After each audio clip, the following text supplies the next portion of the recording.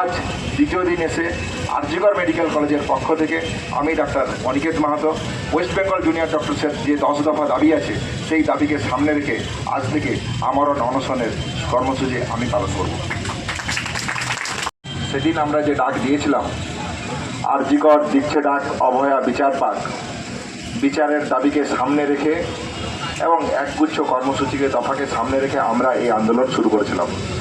সেই আন্দোলনের জায়গা থেকেই, বৃহত্তর এবং ব্যাপকতার জায়গা থেকেই West Bengal junior doctors front তৈরি হয় এবং সারা ভারত থেকে সারা দেশের প্রতিটি কোণায় আমরা এই আন্দোলনকে ছড়িয়ে দিয়েছি। সেই জায়গা থেকে সহযোদ্ধা যেমন বললেন যে আজ জয়নগরেও আমাদের প্রতিনিধি দল গিয়েছিল ওয়েস্ট বেঙ্গল জুনিয়র ডক্টরস ফ্রন্টের পক্ষ থেকে।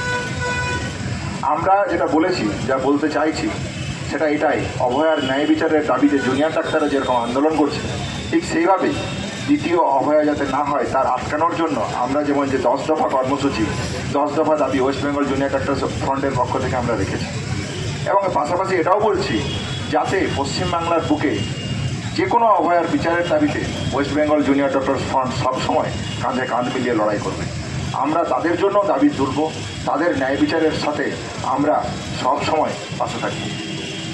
আজ অনশনের দ্বিতীয় দিন। আপনারা জানেন, সংবাদ মাধ্যমের প্রতিনিধি থেকে সাধারণ মানুষরা জানেন, আমাদের এই আন্দোলন থেকে উঠে আসা একটা অন্যতম দাবি ছিল কলেজে কলেজে ভয়ের পরিবেশ এবং থ্রেড কালচার। এই আন্দোলন থেকেই মনে হয় এই শব্দবন্ধ তৈরি হয়েছিল।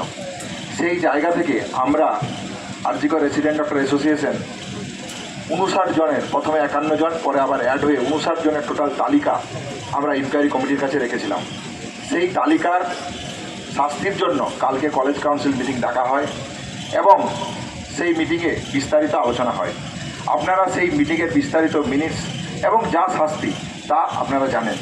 আপনারা জানেন যে শুরুর যে 10 জন আছে সেই 10 জনকে কলেজের পক্ষ থেকে এক্সপেল করা হয় এবং যে 10 জনের তালিকা, সেই তালিকা যদি আপনারা দেখেন সেই তালিকায় একজনকে অবিলম্বে সিবিআই গ্রেপ্তার করেছে।